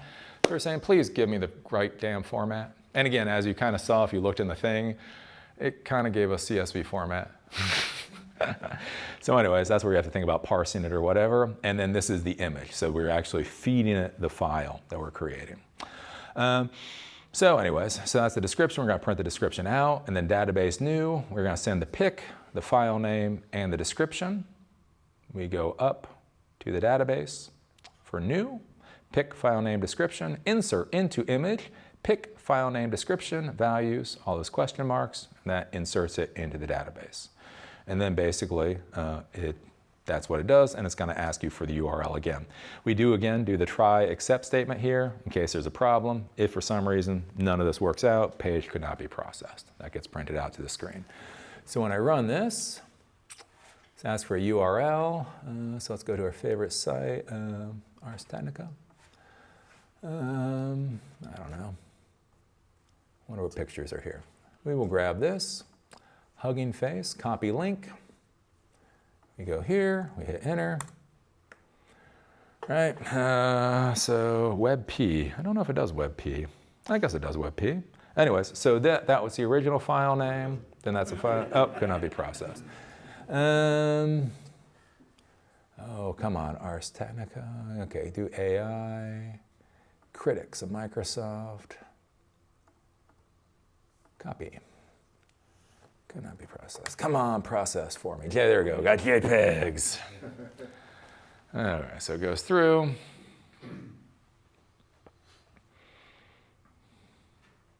There you go. So you can see it now. So it's processing all of those images on that particular page. And then it gives me the tags, what all those tags are.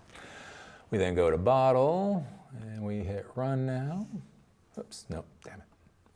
We go to bottle, we hit run, we go to localhost. And so we try this. So we can see these are the new images. They have actually been downloaded. It's been giving us tags. And that's where you'll see, like if you look at this, and this is the fun part about being a technology professional. So this is right, tags, well it says tag, why does it give it? Again, what the fuck? Anyway, so it says tags, comma, person, car, celebrity, so that's kind of right, but it says tags. But you'll notice here, it adds double quotation marks around it, right? And here has double quotation marks, but then for some reason, it's using this underscore, or this stuff. And so again, this is the fun. This is where you guys get to figure this stuff out. One of the big things here is you'll notice, so these images now, these are coming from your little web server that you have running. That is one thing with Bottle, just to understand, is Bottle by default doesn't deliver files, CSS image files, any kind of multimedia files. You actually have to create this little static function down here. So you have to add, there's a static file function, and then here is where you can create a static folder. And so it's just define this. So route, pix, file name, path, and basically you create this in order to actually be able to provide the images. This is something we'll go over in the Bottle class, but just so you understand how this works. So when you're using things like Bottle, so web app frameworks, Bottle, Django, Flask, those types of things, they're not like using an Apache or an Nginx web server where you just dump the pictures in and they're accessible. You have to go through this additional step. So that is that. And we're about to the last lab. Any questions on this then? Yep. Would this technically work if I have Google Drive for my organization? Yep. And they have a bunch of pictures and I want to create this stuff. Is it the same thing, fetching and bringing them over? Yeah. The same process?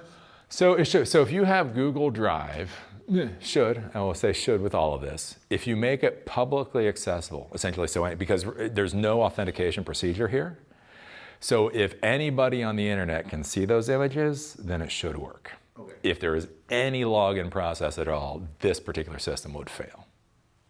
Yeah. Any other questions? Are you using Lava locally?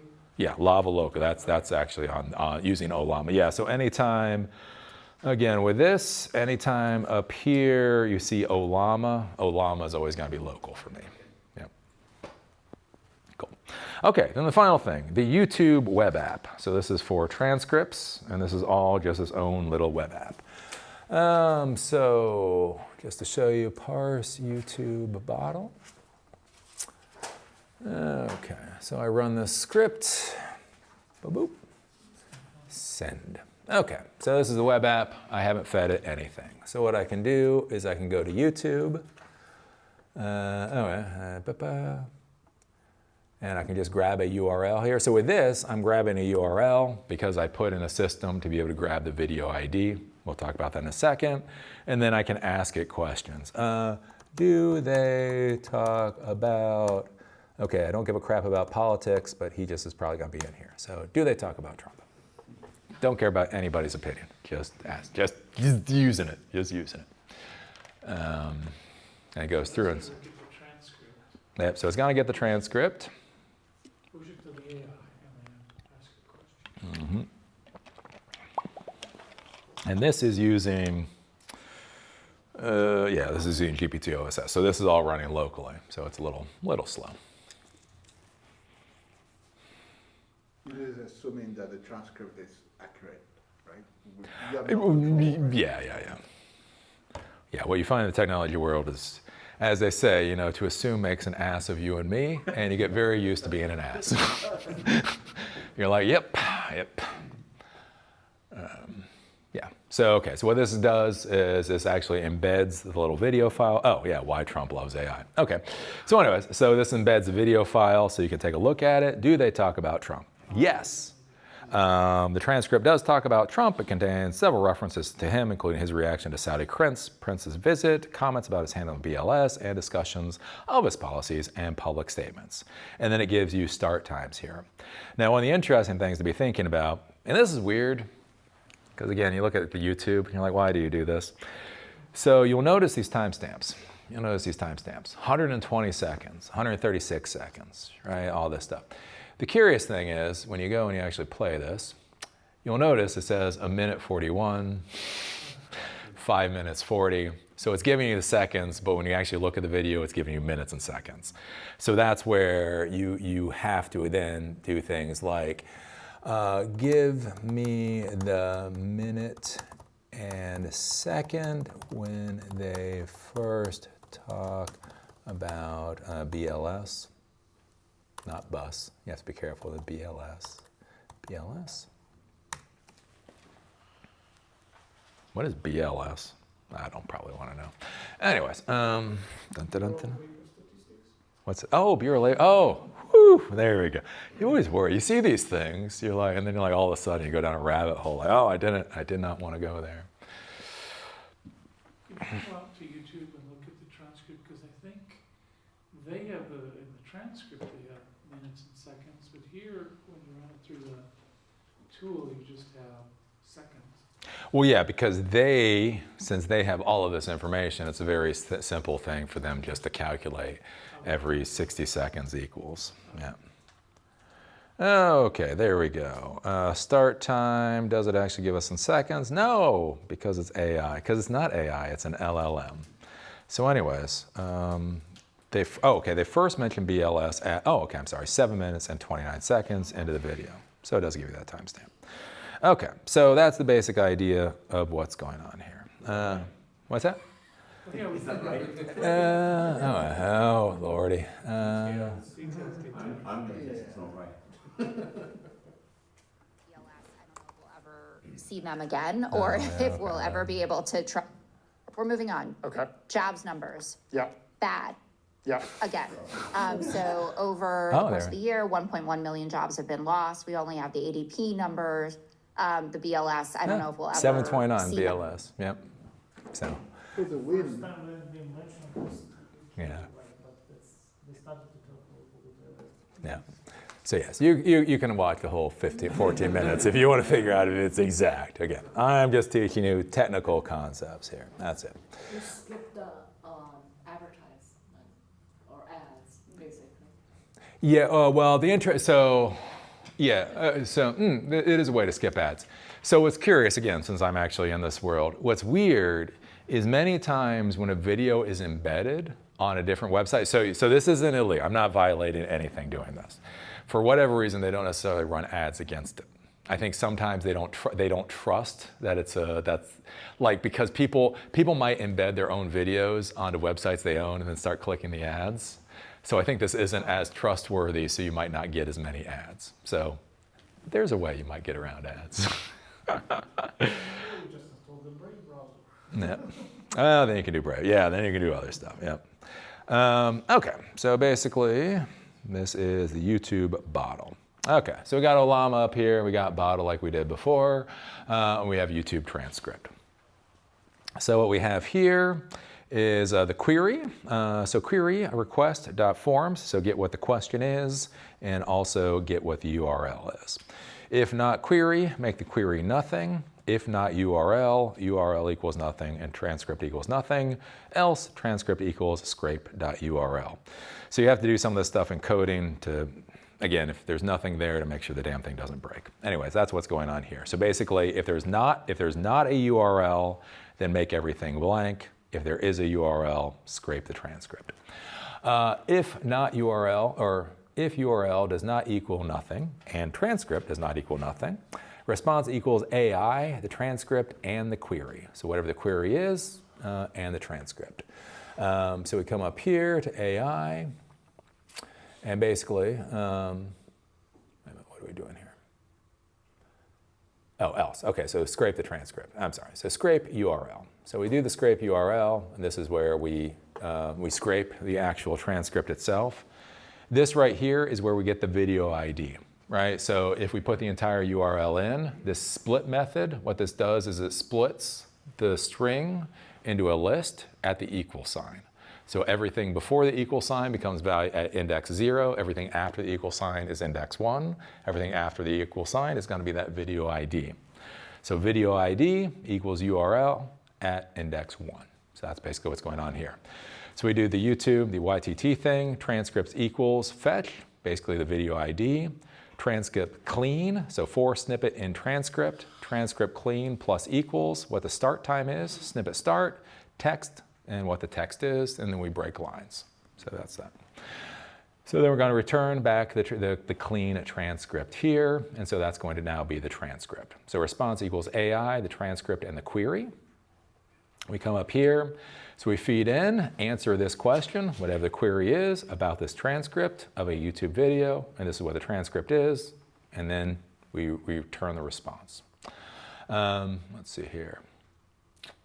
So, okay, response equals whatever that response is, YouTube embed equals embed URL. So we come up here to embed, and this is weird. So for the SRC for embedding the YouTube video, you'll notice this embed here. So it's different than the URL itself, so we have to change it a little bit. So that's where we have to get the video ID like we did before, and then we plug the video ID into this basically embed URL, and then this is just what gives us that embed to return. And again, this is the tedious crap. You have to like, why? Anyways, because. Anyways, so then we return what the embed code is. So response is this, video embed is this, else. So if it is blank, we just do response equals nothing and embed equals nothing. So here's the web form at the top. We embed the URL, the YouTube video here. We put whatever the query is here. We do the response, and then we do the entire transcript underneath. So basically, that's what was going on here. Is when we see this entire transcript, this is where we can do like a control F function or a command F function, and I could do like BLS.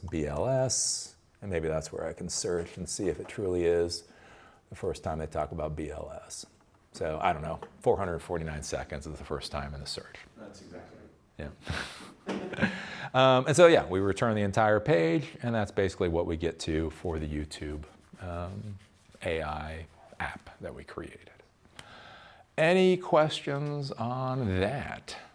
Everybody still seems pretty awake. Pretty good. I'm impressed that you got the time. Yeah. I would have thought it would trip up on Yeah, yeah, it impresses you sometimes, and then it really doesn't impress you other times, so you got to be careful. Yeah. It's kind of disappointing because you think you figured out when it's going to make a mistake, but Yeah. Well, and that's why you got to test, and see where it gives you, failures. And that's the other thing too. I talk about a lot, especially when we start talking about with AI, this whole diversity thing. Again, I talk a lot about diversity in these classes because I actually care. That's what this whole program is about. But one of the big things is different people ask questions slightly differently. They use different verbiage. And so like if you have a Southerner and you have a Northerner, and they simply ask basically the same question slightly differently, they may get entirely different responses. And so you might have one person where the system works perfectly for them. They have never had an issue. And you might have another person where it fails half the time. And it literally might be how they use pronunciation or punctuation marks. It might be how they write their particular sentences. So again, test. if you're worried about accuracy, Yeah. I know I've asked this several times, but could you potentially ask the LLM to come up with a regex thing or a HTML parse thing to look for that would? I mean that is see, that's one of the interesting questions with AI now when they talk about $1.4 trillion in CapEx expenses. Well, again, I talk about architecture all the time. I love architecture. Again, to be clear, I'm an MCSE, so of course architecture is the most important thing in the world. But anyways, one of the interesting things when you start talking about AI is the whole question of what answer do you want the LLM to really provide you? So one of the big problems with the resource consumption right now is if you run all of the requests directly through the LLM, that's a tremendous amount of resource consumption. Again, this is a $3,000 MacBook, and you can see how slow it's churning crap out. So a more interesting question is that whole thing of, instead of asking the LLM to answer the question, should you ask the LLM for the regex, for the SQL statement, for the whatever else, and then run that against the document? Again, that's where you get to go have fun and figure out how that works. You haven't tried it. Yeah, and that's where, like I said, like we did the class before on SQL. So again, one of the things you can do is like a caching mechanism. So if you have 100 people asking your AI questions, they're going to basically be asking a lot of the same questions. So instead of hitting your LLM all the time, why not hit your local database cache for a fraction of the resource consumption? Yeah, that's what Google does right now for the Google search. Yeah. Most of the time, a lot of time actually, they use like the cache response for the whatever request is. Yeah. And when I was parsing that PDF, Yeah. I kept asking it to parse it, and it was getting it wrong, because even though it was structured, there was enough variation that it was not getting stuff right. Yeah. And that's when I realized it was creating a program, and then I got the program, and now I can adjust that program to deal with those goofy things a lot more easily than struggling with AI all the time. Yeah. Well, there's a lot of struggle, but one of the things I thought was fascinating in the same direction I was talking about now is I was asking OpenAI to dig through a Word document. And I've seen this twice now, where it says, why don't I write you a Python program and you can run that locally? Yeah, that might be. And it worked. And they said, you'll be happier. It'll give you an answer quicker, and won't use as many tokens. Well, and that's going to be one of the things to be. I was just shocked that it said, here it is, download. They give you a link, download. There it is. But like, that's going to be the thing to be thinking about, like with your organization. And again, that's where, like, when we talk about architecture, when we talk about systems, one of the things you have to think about is like, what is your institutional resources, right? So if your institutional resources are you and a credit card, then yeah, run every damn thing through the LLM, who the hell cares? On the other hand, if you've got 10 coders and half of them aren't actually doing anything all the time, having them come up with 20,000 lines of code to actually deal with very specific things, that might be the way to go. And so again, that's one of the things to be thinking about for your organizations and stuff. That's one of the big arguments I make right now for a lot of the young people, especially when we talk about AI, is a lot of people think their moat, so a moat is anything that's going to protect your job or your business. They think their moat is swiping a credit card and using a prompt. And so why we're doing these classes is, imagine if you're the person at your company that develops a bespoke AI system to do specifically what your company needs. You create your own guardrails, and you're the one who created it and managed it. That's a moat. They fire you, they have no idea how to update this thing, right? And so that's where, like I say, that's where I think a lot of this stuff gets interesting, and people don't talk about it enough. So that's the seminar component. If nobody wants to code, feel free to go away. If you do want to code, or if you do want to talk, you can stick around. Like I say, I will give you all the help I can if you want to work on a couple of these projects. Kind of up to you. Again, remember with Silicon Dojo, it's kind of like punching. Like if I explain to you how to punch, you're not going to know how to fight. It's getting on the mat and getting knocked down 5 dozen different ways, and then you're like, okay, I now know how not to get hit. Yeah. So there you go. Yep. I'd like to get your help getting started. Yeah, cool. Thank you so much. Cool. Oh, and feel free to take the papers, not the binders. Yep. I have a very specific use case where all of these plays a role, and I want to sort of come up with a basic concept. Okay. It's because